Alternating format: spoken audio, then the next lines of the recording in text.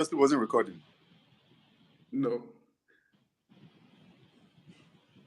Hello. So we are live now.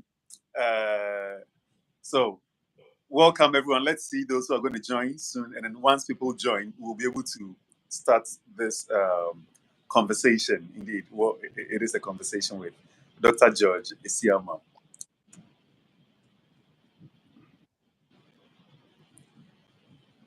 I can't see anyone yet, so I think maybe they're not getting the live stream that we are on.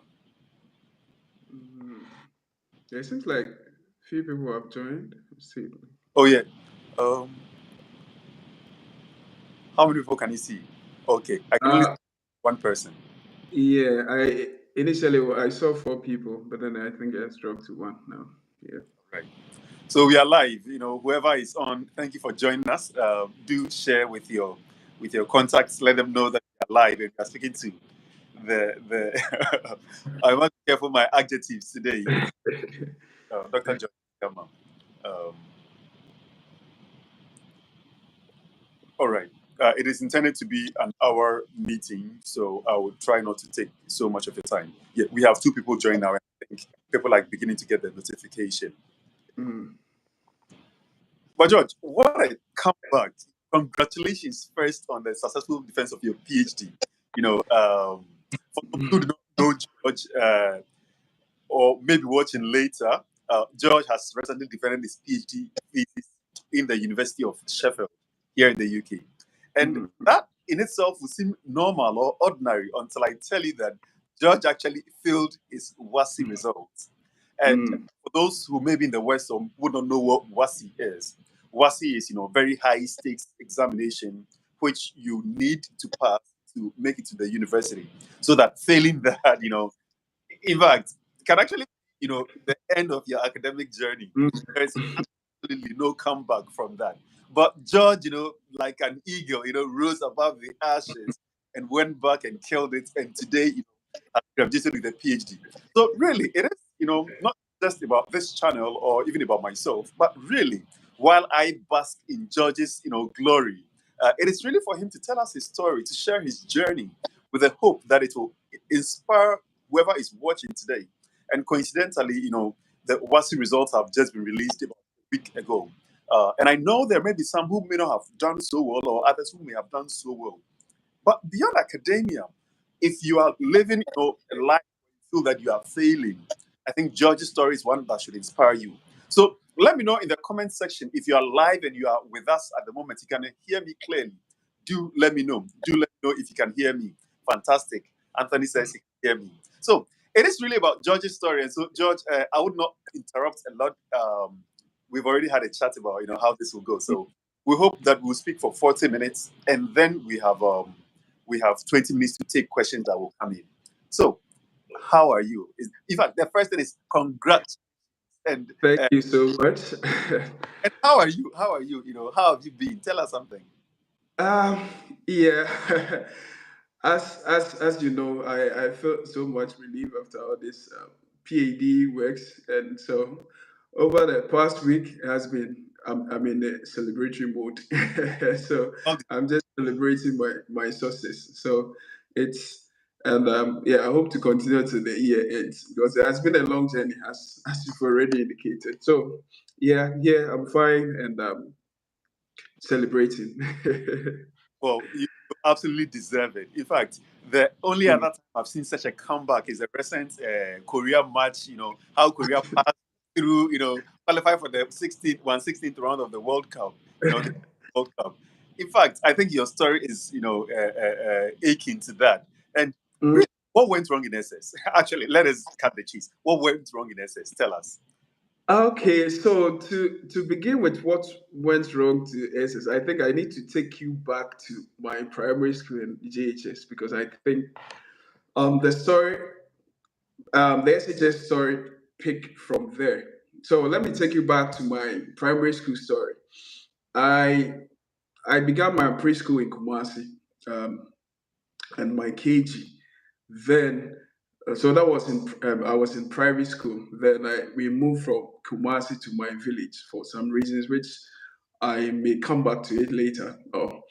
delve it into detail in my book. But then, yeah, so we moved from private school to public school in my village, moving from Kumasi to a village.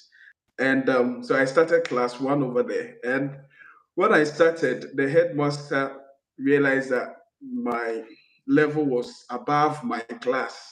So he spoke to my mom that they should jump me from the class one. And so what happened was I was jumped from class one straight to class four. So I skipped class two, skipped class three, straight to class four. So that's how the story began. And even at class four, I was still top in the class. And I was like 4 5 years younger than my classmates. And I was still top in the class. And that is how it began. And complacency came in. I'm the whole school. It seems like I'm the top guy in the whole school, the village school. So, and other things came in. So I started not going to school, and I'll stay in the house for weeks, and I'll still go to school, and I still top the class. So. To me, I saw nothing wrong with it so far as I'm topping the class, not realizing that even how um, I was doing was not enough. So I did that, went to JHS, and my JSS, I got aggregate 22. Those of us from Ghana, we know aggregate 22 is not a good grade. But then per my community where I was, I still taught my school. I was the best student, best BEC candidate for that year. That's the year 2000. And yeah, so you see that when you get aggregate 22, definitely you are not going to get those top schools. So I ended up at a community secondary school in my area, and I was admitted as a day student, and there too I think I'll speak about my course that I took. I started with business. That was the advice from my uncle who was sponsoring me. So the school told us that from first year to second year, they told us that they do not have the capacity for business program. So all the those of us who were doing business, we actually 10 in number. We were supposed to find another secondary school for the following academic year, and I did not get the communication proper. So I thought the school was going to look for um, the different school for us, not knowing that the students, were supposed to search for the schools ourselves. So I came back, and I was told that I didn't find a school. So the only thing they could do for me is to join the general arts class. Oh. And if I'm to continue with Form 2, and I didn't want to go back to Form 1 to start afresh with the new. So I joined with the general art class from Form 2 going. And so I went back to my own truant character, not going to school. I mean, I was a day student, so I could escape and staying home for 3 weeks, 1 month, not going to school. But still, I could see, yeah, if the few moments that I was in school, I could gather my notes and still come back and do well, that I'll not be last in the exams. And sometimes they'll post the results. They have what they call the red line. If you fall below the red line, then it means you are either repeating or you'll be dismissed or whatever. But then I always manage to escape the red line. So I thought I was doing all right, and that was it. And the so WASI, that time was SSC. That was 2003. It came then. That was the results that I brought. And I know most of our viewers have seen my results. Yeah. So that is what went wrong. I think it's coupled with complacency. I was so complacent. And another thing was, I think I was so young, and I didn't have any sort of guidance, proper guidance or mentorship in that rural community. Because if at that particular moment, I think if like I had someone who was encouraging me that you could do better than you are doing, or something or some sort of role model or mentor that was guiding me at that moment, it would have been better than I did. Yeah, I think in JHS I had one madam, my social studies madam, who was strict on me. I think she helped a bit better, but then it wasn't so much enough. Like if I had some peers who had Mm, um, mm, from secondary school level who were sort of motivating me, because the whole village at the time I was the only person in secondary school in my whole village, and wow. going they and sometimes the comments that you hear, even I think um, close family member told me that even this secondary school that you're going, you come back to us and farm together. So that sort of demotivating factors, you Mm, don't see any sense of going, because they are rather discouraging you instead of even encouraging you to do something. So yeah, those are some of the things that I think contributed to my failure. I didn't get any proper guidance. No, that mentorship, and out of my own complacency. And I was young, and I mean, age is just a number, as they say. But then in my case, I was not just young, but then I think I was not matured. By the immature. time I wrote BC, I was 12 years. My WASI, then I was 15.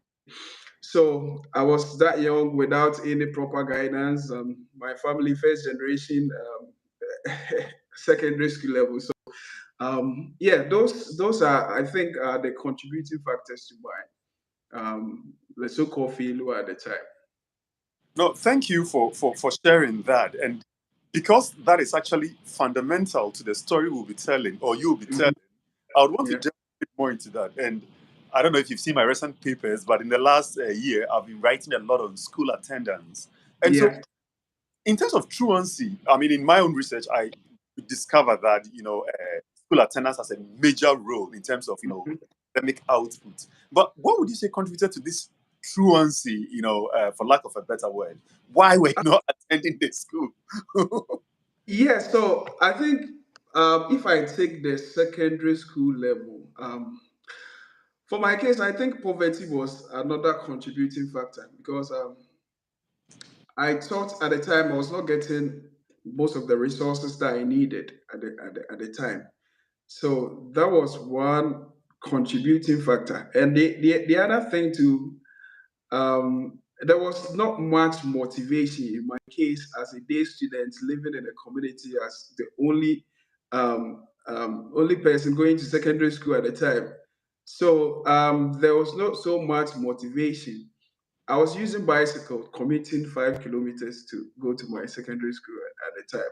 And any time I had a flat tire, it means I'm not going to school, because I cannot walk that early in the morning. And there were so lot of developmental challenges in my village that contributed to that thing. So, for instance, I think we had only one borehole at the time in my village, and so to in the morning you have to go and queue, and so you needed to make all those arrangements in order for you to get to school, not to be for my JHS, that truancy, that was one contributing factor, because if you are late in school, they will give you lashes, they will whip you. And so anytime I realized that I was late, I wouldn't bother to go to school. So my truant character actually developed from JHS in primary school because of that whipping. I hate that whipping and the lashes. So yeah, I think I developed it, and SHS, because I know I'll be normal. If exams time, I gather my things and read, I'll pass my exam. So that was yeah, I think those were the contributing factors. No, I think you make a very valid point, and I like the sense of personal responsibility that you put in your own story. That Mhm. complacency, that and you are totally responsible for that. And I Yeah. can hear that in the sound that sometimes when success comes too early, Mm, for young people or immature people, and you're unable to manage it well, and it gets into your head. Sometimes, unfortunately, the early success could actually be your bane, and it could actually lead to your failure, whereby, you jumped, 3 years and, you are still top in the class, which would yeah. have been sets you off for a fantastic future. However, Yeah. that caused complacency to creep in, Mm. and Yeah. with immaturity, you seem not to have been able to manage it so well that. And I see this story all around me. Whether cousins or friends who were the shining stars when we were growing up. And complacency sets in, and so I think that sense of sometimes I have my head down, but I'm listening, taking Mm. notes. I'm taking notes, and I hope our viewers are also taking these notes. And you also mentioned about poverty, so complacency, poverty, and you had only one borehole. I've read your story, obviously. You had Yeah. one borehole in your village. How many boreholes are in your village now, if I can ask? So for now, I think yeah, gradually they are improving it. So right now, I think they have about three, and they've been able to mechanize it. So they are not going to queue. It's rather connected to the central mechanized system, which is connected to their various homes. So right now, over the 2 decades, it has improved. So it's better for them. You also mentioned the lack of motivation. In fact, I would put that the lack of healthy competition, because beyond your social status, madam, who was helping you, you also attribute the truancy or the failure, as it Mhm. were, to the lack of healthy competition among peers. And even those Yeah, around were encouraging you, because at best yeah, you were farmers. Uh, yeah. how has that also changed since then?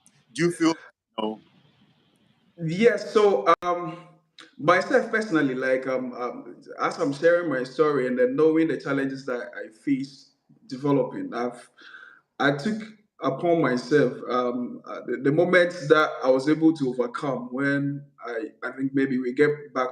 It's when I went to Care University, I became the president of Economic Students Association, and I took most of the students. I think we took about 3 buses. Went to my community to my village, like about 3 villages that were in my community, to try to encourage them. And I think about 5 years ago, when I went there, and I saw one of the people who was in Prempeh College at that time, and I was wow, because in my time when I was there, like whenever my village was actually closed when I was coming to Kumasi, that we passed through Sofola, where Prempeh College is, we passed through those big schools, and I thought, oh, those schools are actually for some kind of class of people. But I thought, no, we those are the village. We were not meant to.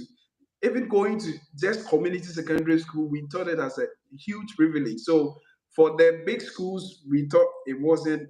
It was out of our reach. So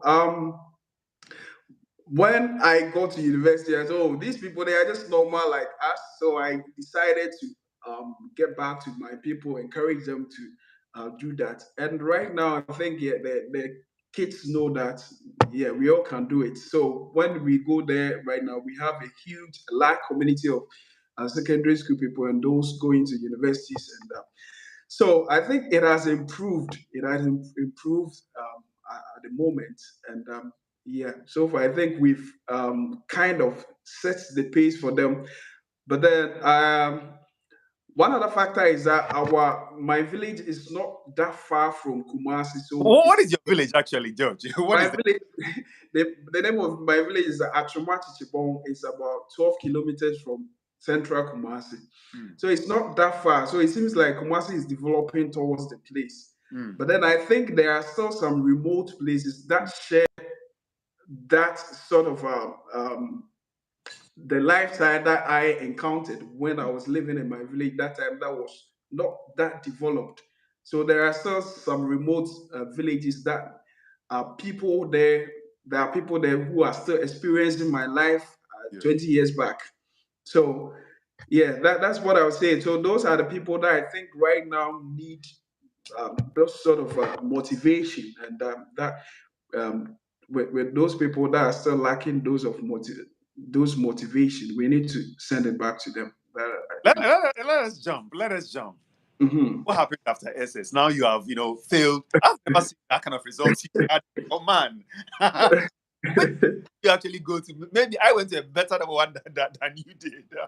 Oh yeah. I think so. I think my school at that time was was among the worst in Well, the.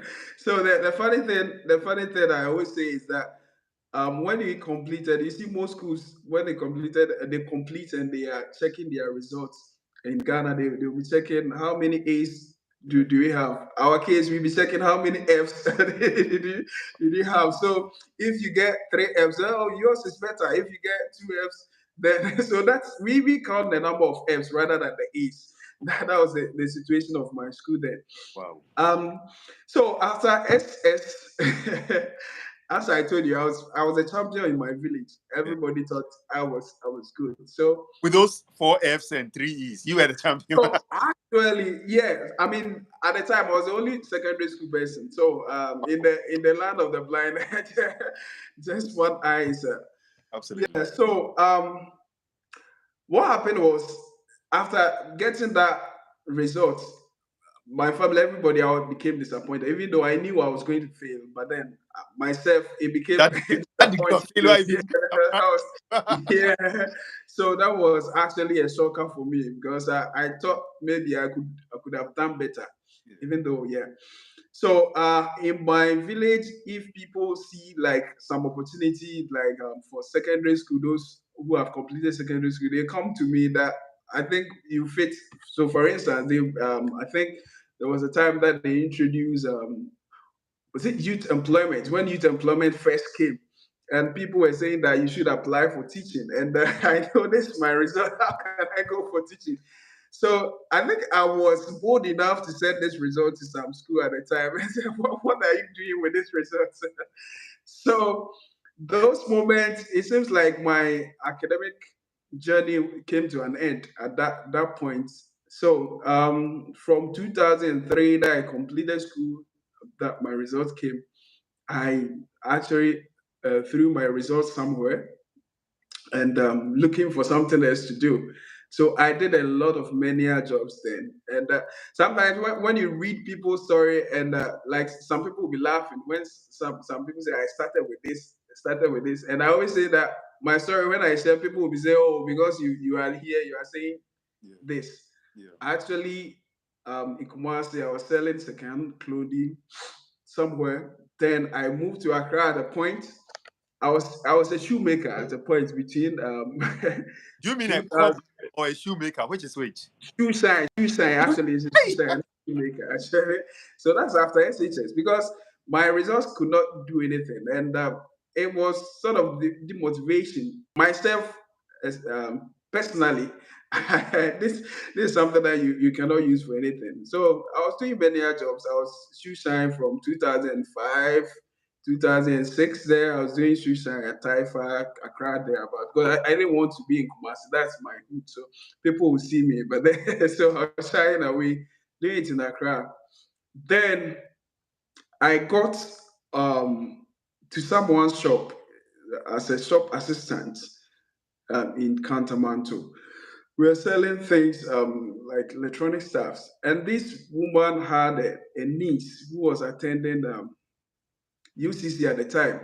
The best university. So yeah, so during that time, every vacation she come back to the shop, and the friends will be coming there, and so always they'll be talking about school, and my results. So whatever school, I don't I don't respond to it. I don't engage in their conversation, but then they keep bringing me in sometimes. So that's what my interest started developing in school. Mm. Then actually, was the what instigated my desire to get back to school was when one shop, which was opposite us, the woman brought her son's result slip. And this is the son that I know that this guy is not so that intelligent, but Mm. then he brought the results. Then this guy had a good result. I think he only had one, was it E or F in only, I think it was E. So this woman was telling me to advise the son that um the results. even though the son wants to go to University of Ghana, but then because of the E, they wouldn't admit him. Yeah. So I should advise the son to go to Polytechnic, one of the poly, because the poly was willing to accept him. But then the guy said no, without University of Ghana, he's not going to school. So I should advise the son. So when I took the results, I said, hey, this guy even had this result and I haven't this back. So that was the turning point. And I said, no, if Kofi has been able to get this, then I can also make it. So at that particular moment, that was in 2008. That was 5 years after I completed 2008, and I remember the date was in February. So that February, I said, no, I'm going back to school.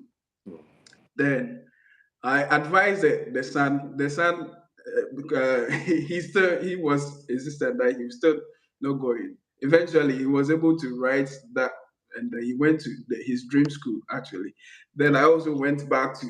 I went back to Kumasi to start preparing. February, March 2008, I was in Kumasi preparing to write.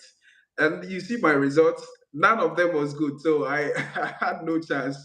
So I needed to write all the papers. And from March, I think Novec was that time was September, October thereabouts. So I had only like 6 months to prepare for all the subjects. And here I am that 5 years I've not opened any SSS book and ready. But then I was so determined at that time because already all the jobs that I had done, I knew that none of them I was not interested in any of them, like shoemaking, and you go in there not with you are not in a good mood.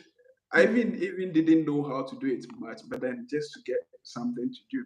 So I eventually went, and 6 months I bought all the books, and for that time, if I tell you that I was serious, then I meant it. I was really serious. I was not going out, just staying indoor throughout.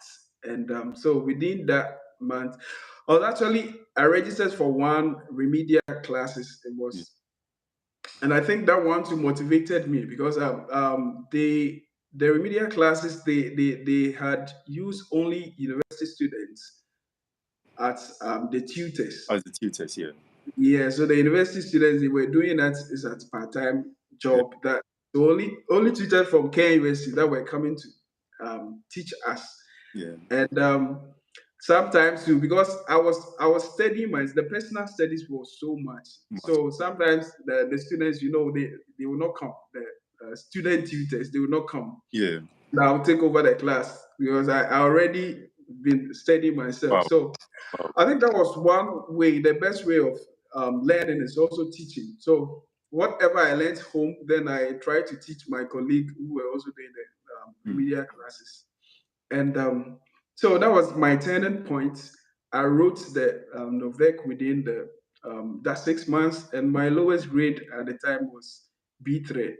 So yeah, so that was the turning point, and yeah, I think that's it.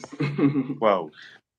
I mean, the turning point indeed, we can see, there's several factors that come in there. And to a large extent, I mean, would you say there was a role of, serendipity or, luck, sort of, or even, providence that being at that shop, the woman's son bringing dolls, that, sparking moment, obviously you also seized the opportunity of the moment. But would you say that it appeared that the stars aligned for you at that time, that you got enough motivation that you moved on? You decided that this, is the time I've just got to put my life together. I think so. I think yeah, as you rarely put it. And mostly I think it's about the individual as well. You should know.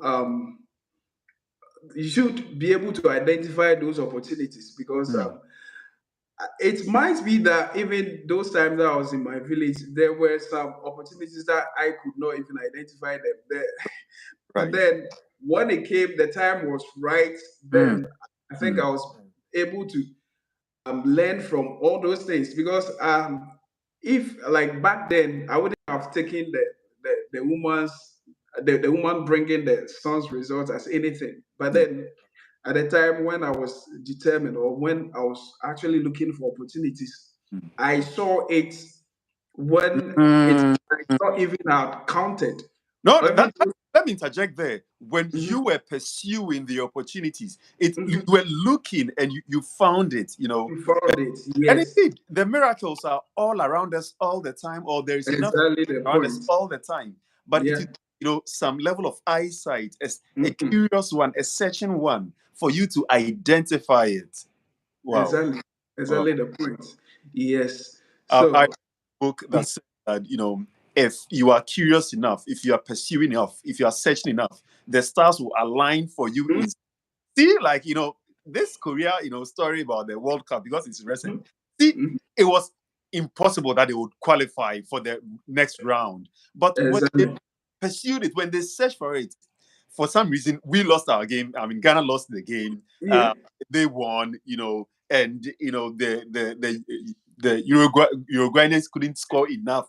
And for some reason, things aligned for them that they are now in the next round. And that Mhm. seems to be the story. You were searching, you were curious, you were searching, you were Yeah. hungry, sort of, and Yeah. you just found that thing that, you know, moved you to go do the NOVDEC, the remedial exam, even to Yeah. the that you were studying. And I like that thing you said, that, you know, the personal studies was intense to the point that even when the Yeah. tutors did not show up, you could take the chalk, Yeah. you know, where to teach the whole class. Yeah. Yeah. Wow. Wow. Yeah. So it was so intense at that time. Yeah, personal responsibility. I could Mm, see that. Yeah, it was about time that I took my life in my own hands. mm, So I was not actually dependent on the tutors so much, even though yeah they help, especially um, in my SHS life. I told you lack of motivation. These yeah, people serve as direct motivation, and I remember there was actually one guy who made me even choose the program of study that I chose because he was doing economics. And mm, that time, like always, when it comes and talking about economic stuff, I said, wow, I would love to do this. yeah, So I spoke to him. Then he was telling me that if you want to do economics right now, it means you have to get A's in all your subjects, because even if you get one B3, it means you're above grade 10.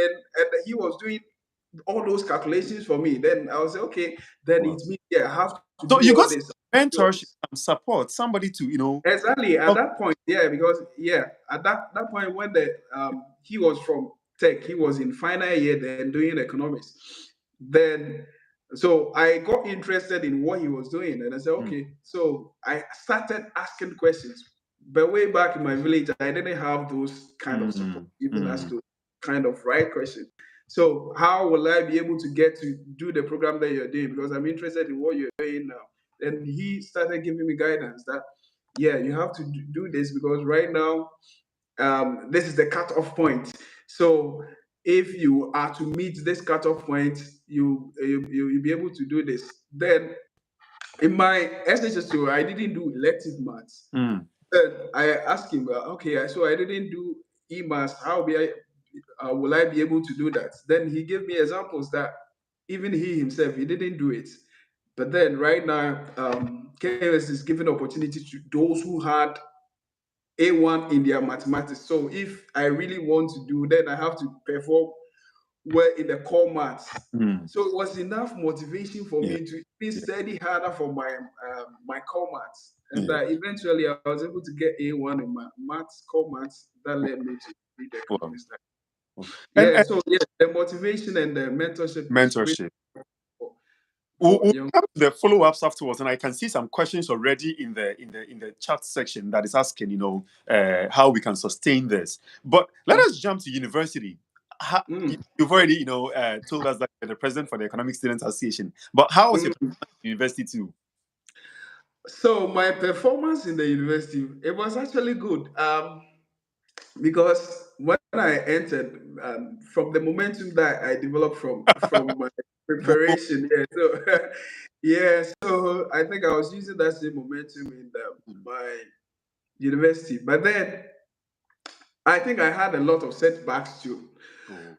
because as I've already I told you, I'm not from a good background financially. So Right. university, yeah, the financial. It's called humble background. That's what that's people say. Yeah, so I'm from a humble background. Yeah. Even though I think I need to chip in this. I'm bringing up my book. I want to get my memoir book by next year. And next year will exactly be 20 years after my SS SSC failure. So Yeah. I'll be bringing it 20 years after the fall, and Wow. I think I will detail some of these things. And so then financially, I had a financial setback in the Mm. at the university. That was the main challenge. But then academically, I was good. I was doing very well, and yeah, I think first year I was close to first class, but then I didn't enter first class. I entered first class in my second year. Mm. When I got to second year, that was when I got to first class. And so when we got to university, and I think I shared some of them in my Facebook. In my class, people were, which school are you from? So like they thought, I mean, I was, I mean, among the top in the class then. So they taught from one of those big schools in Ghana. And so, and the funny thing about my school now, my SHS school is even, it's non-existent now because they've changed the school. So Your school it, it doesn't exist any longer. so Wow. they've changed the Wow. school now, and Wow. it's a girls' school now. It's a So girls' school now. so at the time. Oh, George, your drama just keeps unfolding.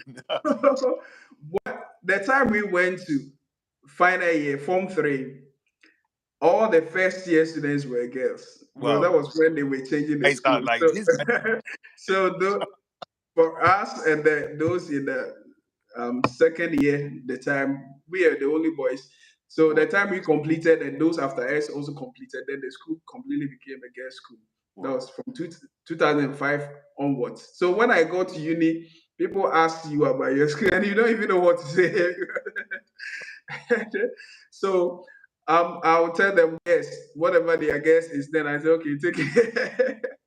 So actually, Oh, when I went there, I mean, a 5 year stay in the house, I didn't have any mates there, so I needed to develop a new circle of friends, unlike those who were coming straight mm, mm, secondary school had friends. So I didn't have much friends, and yeah, so concentration was much on studies, mm. and yeah, so I think that's how I should put it. So I mean I've read your the story. If you've Mm, not followed George on social media, follow him on LinkedIn. His name is George Asiamah. On mm. Facebook, I'll put a link to it in the chat and the description box later when this video is uploaded. Do share with your friends, and if you've not subscribed to this channel, kindly do so that once we have such motivating interviews, you get notified. But I've read and I presume you graduated with a first class at the end of uni in KNUST. So that's one thing to that I want to add, even though I don't go much into detail in it. Mm. But then, yeah, I mean, it still link up with the story because some people think that after the fall from that failure, then everything became so. Yeah. But then one of my saddest moments after getting to first class my second year, unfortunately for me, in my final semester, I dropped from first class. I missed my first class in final year, final semester Wow. for a whole lot of circumstances that I would not talk about it for now. But then I think in my book, I'll talk so much about that. So I dropped from first class in Wow. my final year, final semester. And yeah, so at that point too, and so I'll link that one to my masters. And so yeah, dropping from first class, that's something that I thought I've worked so hard for it that I deserve it. It was really discouraging for me. And at that time, we had, for national service, we had already applied to become teaching assistant. So after dropping, I wanted to even withdraw from being a teaching assistant. And the funny thing was, as my final year, I became the president of economic students. I became a bit popular in the school, so everybody knew me. And KUST too, they published the results on notice board for everybody to see. So, and all this while, my results was always there, and that was something that I even never thought of that I would ever drop, because I don't know. So dropping in the final semester was very discouraging. I said, no, I'm not going to stay in this school for another academic year as a teaching assistant. But then I motivated myself then, said, okay, let me pick it, let me do. I don't know where the future holds. So becoming a teaching assistant, yeah, sometimes I think, as you are saying, sometimes the stars line up for you. I fortunately for me, the course that I even wanted to teach, the head of department, when I was a president, I had issue with the head of department. So we had a grudge. So the moment he saw me, I don't know if this man wanted to punish me. Normally, to become a teaching assistant in a department, what the courses that they assign to you, they either look at the course that you did well, that they know that you are much interested in, or they do it first come first serve basis. So if you go there earlier, then the ones that you choose that I'm interested in this one, then they give it to you. Yeah. So I've been in Kumasi at the time. I went there earlier, and I wanted to choose the course that I was interested in, which happened to be the course that I performed very well consistently. Yeah. Economics, mathematics. Then this man said, "No, I'm not giving it to you." And instead of assigning me to a course, this man said, I'm giving you to this particular lecturer. Go and work with this lecturer. I said, no, this lecturer, all the courses that he's teaching, I'm not interested in any of those courses. Then he said, no, he's the one I'm giving you to. Wow. I challenged this man, but then I said, so you, this man, you want to be my devil? Because you actually, then he made a statement that you come back and thank me later. I said, what do you mean? But then I went to this man, and this man was actually someone who has also faced my similar situation. Started with first class, dropped at his final semester as well, and eventually got Erasmus Mundus scholarship. Through his master's, has done his PhD outside, then back to our department. So he too became my motivation. Then he said, "Oh, it doesn't matter that you drop from first class. You can still make it." So I started working with this man, then started applying for scholarships. Then eventually I had one of the, I think I know when you were starting your PhD on Commonwealth scholarship, I started my master's. I know you went to Queen's University, Belfast, isn't it? Yeah, I went to Queen's University. Yeah. And yeah, surprisingly, I think those my cohorts, the teaching assistants, I was the only one who didn't finish with first class, but then was able to get a scholarship at the time. And yeah, so to advise people on that, I think one thing that motivated me at that time, even though on paper I didn't finish on first class, but I still saw myself as a first class student. So that was my motivating factor. No, so it's just on paper, but then I have to do my everything as As though you have a first class, isn't it? first class student. Yes, and other thing In too fact, was that let me quote you here. George is saying that first class is a state of the mind. You know, if you have a first exactly it's not on the paper; class, it's a state of the forget mind. the forget the once you have a first, Exactly. you And know. at that point too, I think maybe because of my background, what I've been through, so I was able to motivate myself You can't at do what that I'm done. Can't get time. Exactly. So even seeing that time as a failure, that maybe yeah, it's a failure of a sort, disappointment.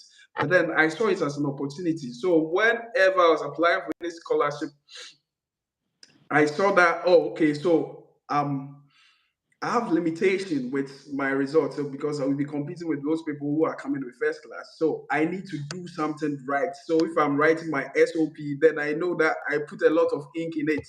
yeah. I need to do something that will make me stand out, even without setback. So those were the things. Instead of discouraging me at that point, I saw opportunity that I needed to build on other areas. I have leadership skills. I need to polish it. What I learned from my leadership skills that I developed. So those were the things that motivated me, and eventually I was able to get it. So I think it's about determination, hard work, and those things that pushed me around that time. Wow. I mean, let us take a few questions so far, and so that we come back to it. But I think there's a lot of juice already in what you've shared, and Mhm. I'm not going to summarize the key nuggets in for people. I'm sure people are Yeah. to take the motivation that they need out of it themselves, as you did in the past. Um, this may seem a bit trivial, but somebody's asking, "Are you married?" No, I'm not married. Wow. And are you available? I guess is the next question. That when we talk about it back though. I see. Somebody says, "Awesome work, Doc." And somebody's asking, "What is his LinkedIn?" His LinkedIn is George Asiamah. I'll put it in the description box after I upload this video. Um, Anthony's asking, "Can I ask what your parents felt about your apparent truancy?" I think you've hinted that there was a bit of separation, and in your memoir that I've read, you don't speak Yeah, much about your father. You speak much about your mom, that about you're my too mom, big for yeah. her. Yeah. Yeah. So my mom actually, yeah, my mom was very supportive throughout. And yeah, I'll not talk much about my family, but then I think I'll talk deeper about it in my book. You said So 20 years after the fall. Listen, we'll look forward to that. yeah, yes. So yeah, my mom, primary school, um, anytime I stay home, well, I didn't say it here, but then on my Facebook post, I shared it. So it came to a time when I stay home, she'll beat me, and so I'll go and hide somewhere. That I dress like I'm going to school, but then I'll hide somewhere. Then I'll come back after school. So eventually, she got to know of it. Then I was always in school, but then it got to a time that was so big for her, so she couldn't. So my mom was supportive; she was doing everywhere, but then my dad was out of the story for some reasons, which I will not go deeper into it now. Somebody's asking that I'm curious about the financial aspect. How was he meeting the financial aspect? That was very challenging at uni level, and I mean, yeah, I think most of our viewers know I've been to university and we know how it is. But then it was very challenging. My uncle, the one my mom is after, at the point he was helping with the fees. So with the fees, he helped me enter with the first year, second year. But then you know that I mean you know he too has some financial burden. He has a family and those things, so it was not flowing even with the fees. So to manage it, I think it comes back to the saying that you have to cut your coat according to yeah. They said it according to your size or according to your cloth, whatever it is. So it was challenging, but then I needed to manage it. So my I needed to manage, go strict to a strict budget. My second year, third year, But I I see. was I was living in the instead of a hostel, I was living in a homestay. And one of my friends visited. Then he said, "George, this is not a homestay. This is a ghetto style. This is a ghetto style. It was actually a ghetto." So yeah, you needed to manage yourself. I mean, you know your background, so you needed not to follow what others were doing, and that comes back to if you have your goals and objectives, then you know where you are. You need to know the resources you have at your disposal. Looking at alluding to the biblical story of Moses, God told him that what is in your hands. So it's what is in your hands that you manage to get to where you want to be. So you don't necessarily need to look around you and do what as people are doing. you should know that you are there on your own. So yeah, so I went on a strict budget when I was campaigning for to be an Economic Students Association president. And the people, you know, nowadays on campus position, people spend a lot, and I was going strictly on the straight budget. So my posters, there were times I don't paste my posters, but then we just be showing to people because our posters are not many, so you just be showing. So we were going the organic way, but then I had some supportive friends who were supporting because they bought into the vision, so they were supportive with whatever we're doing. And we went to some do some door-to-door campaign, and one student said, look at what people your colleagues have brought. They show us flash drives and those things. You are just showing us this. So you are not giving us anything, but then you are just campaigning with just your mouth. And yeah, so but I didn't need to follow what others were doing. I know myself more than anybody. So you go according to what you have. Yeah. Well, somebody's asking, Shadrach, ask George if anyone wants to donate material to the type of village that he was from in order to motivate and equip the children, what type of things should be donated? And I think that leads, naturally into the next thing. So, what, how have you, and I know as Commonwealth scholars, this was a big part, Mhm. of our Yeah. training. What have you, given back to your community since you left it, and how have So yeah. for my community, almost every year I go there, and I normally donate books Mm, and pens, and those basic things that they need, because part of my story, those were the things that we even lacked. mm, Those minor things that you may not think that they are necessary, but they were those things that we were lacking. So I donate. Anytime that I go there, I donate books. Then I also go to the um, the teachers themselves to ask what they think yeah. they may need. So my last visit, for instance, I bought a printer, computer, and then the projector for them because I think Well, well, at that time they needed it. Then I myself bought some scientific science learning tools that they might need to support themselves.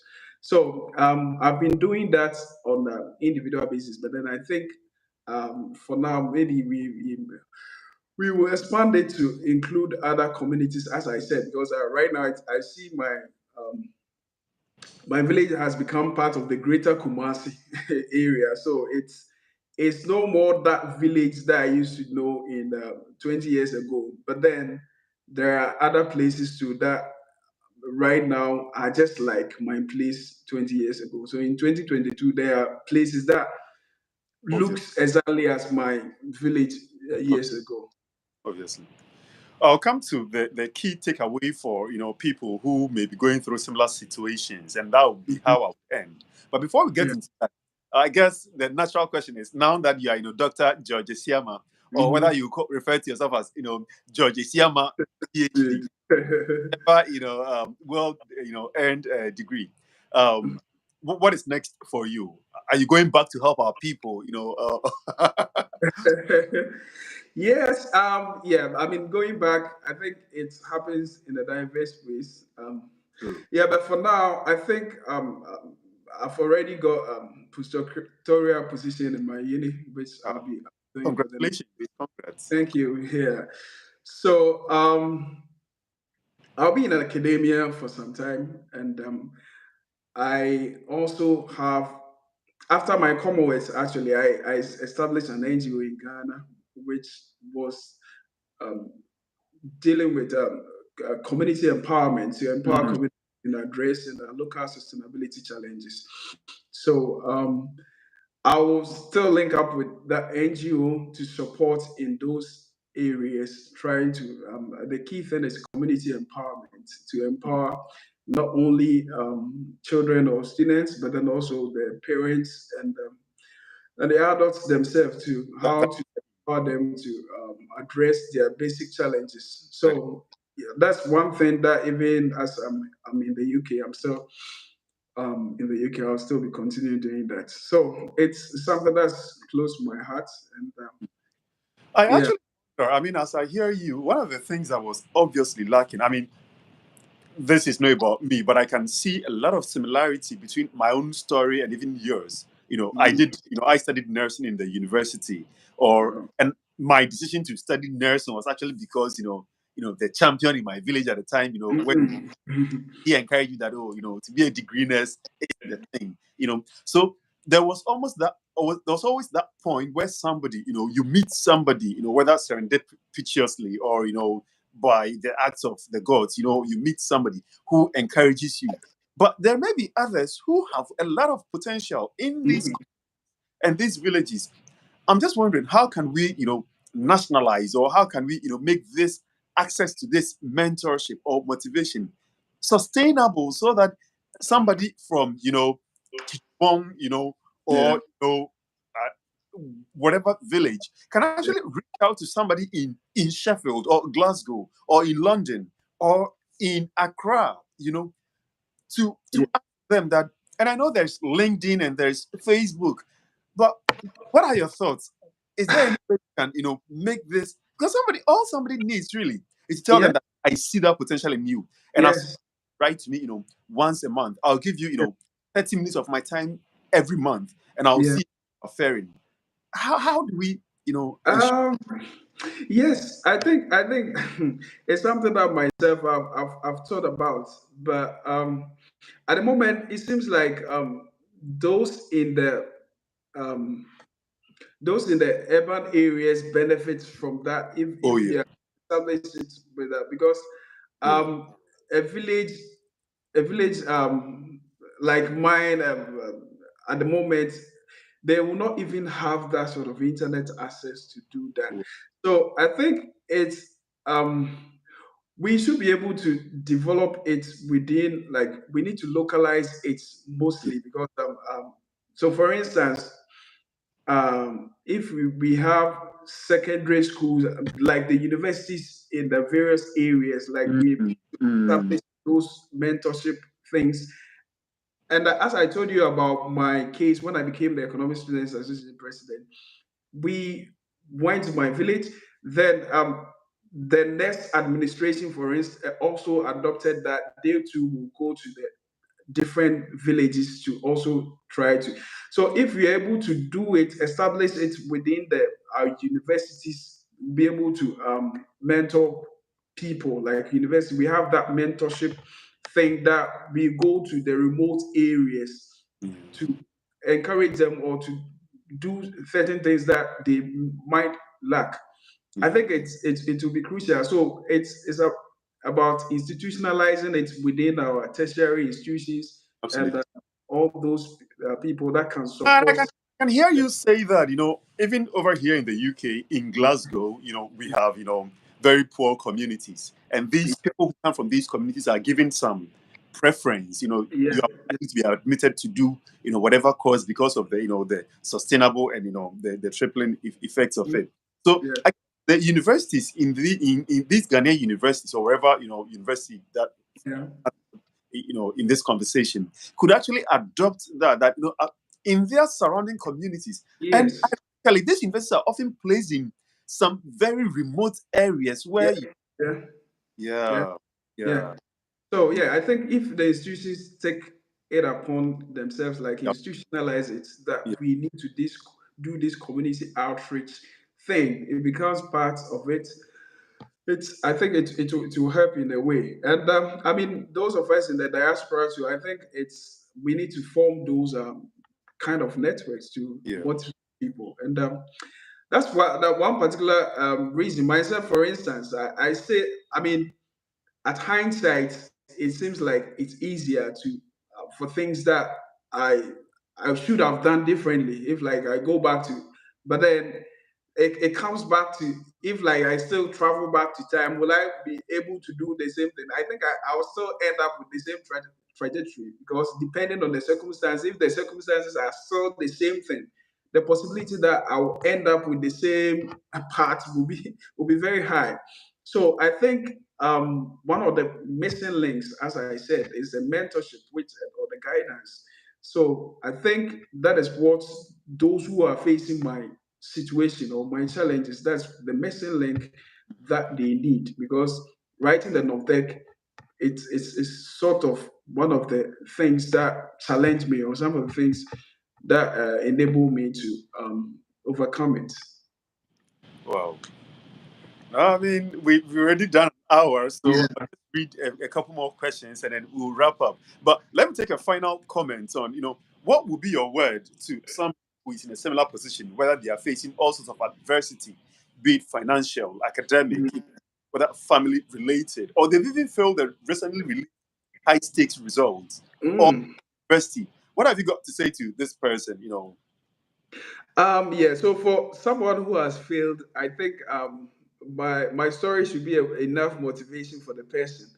And but the other challenges, I think the main thing is to have a goal or have a vision. So you need to set up not just a vision, like, but then a higher one, and you need to be working towards it. You should bear in mind that the path will not be that smooth for you. You will not get it, but then you should have that capacity to adapt to whatever situation that you encounter on your way to your vision. So as I indicated already, if it being a financial setback, you should be able to manage your things according to the resources at your disposal. You shouldn't let what others doing to influence you negatively, because you know yourself and you know the target you set for yourself. So if you have that target and you are working towards it, you will not be you wouldn't allow certain things to drift you away from the path. Or whenever you come across certain hurdles, you know that this is the vision that I have, this is the goal I've set for myself. So you'll be able to cross it. So you should be determined that even if I fall, I know I'll be able to. If even if there's this hurdle, either I'll be able to jump it or I'll maneuver to around to get to my destination. So the key thing is that where you the target you set for yourself, and you shouldn't let anything distract you. You should be focused on it. You should be determined, and the key and the major thing, it takes hard work. So my story there, a lot of people think that there is some smooth path that, or some smooth advice that you give them, that you should maneuver and do this to get this. But then that's one thing. There's nothing like a smooth ride for you, especially if you are from a humble background, as you rightly indicated, like myself. Then you should be willing to take the rough road and be able to endure. So the endurance too is very important. Be persistent, endure, and yeah, if you're able to put all this together, you can achieve whatever you set for yourself. Wow. No, thank you very much. And I mean, we can just hang around. I mean, I can take your thoughts on, the recently established, community high schools in some remote villages, what I, from a policy perspective, because now that, you've got a PhD, I know you'll be looking a lot high level.